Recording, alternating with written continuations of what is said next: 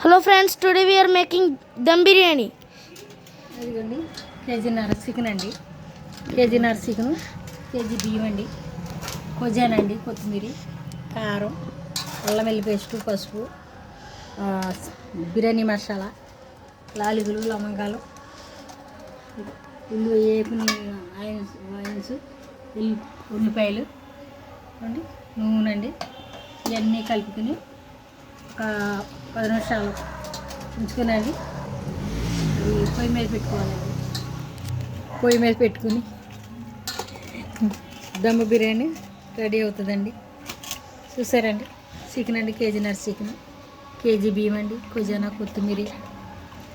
కొత్తిమీర, కారం, అల్లం వెల్లి పేస్టు, పసుపు, చికెన్ మసాలా, బిర్యానీ మసాలా, ఉల్లిపాయలు, వేపిన ఉల్లిపాయలు, ఇవన్నీ ఐటమ్స్ వేసి కలపాలండి. కలిపి అప్పుడు పొయ్యి మీద పెట్టుకోవాలండి.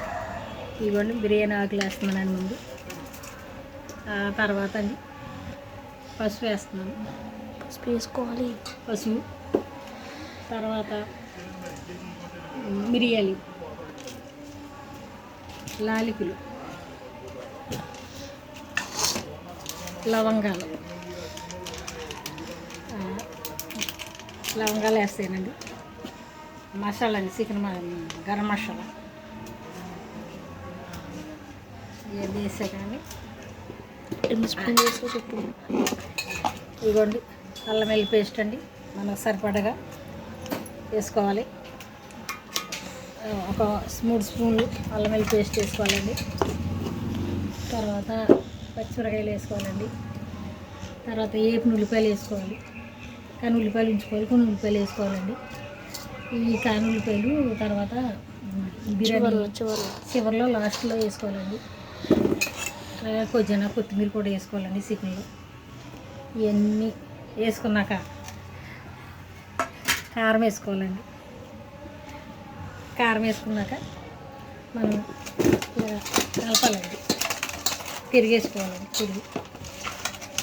పెరిగేసుకుని అన్నీ వేసుకుని ఇలా కలపాలండి. మనం ఉల్లిపాయలు వేపిన నూనె ఉంటుంది కదండి, ఆ నూనె ఈ చికెన్లో వేసేసుకోవాలండి.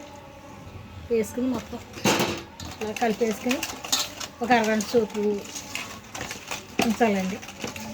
ఉంచేటప్పుడు రైస్ ఎసరబెట్టి రైస్ దీంట్లో వేసుకోవాలండి. అప్పుడు దమ్ బిర్యానీ రెడీ అవుతుందండి.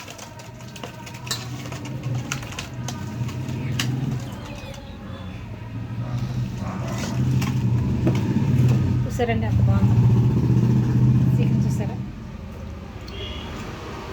దమ్ము మరి చాలా బాగుంటుందండి దమ్ము. పిల్లలు కూడా చాలా ఇష్టపడతారు.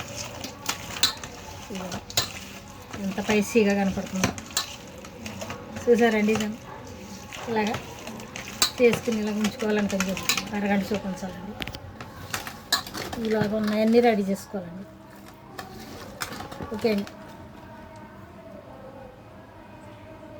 నెక్స్ట్ వీడియోలో కలుద్దాం. Bye friends.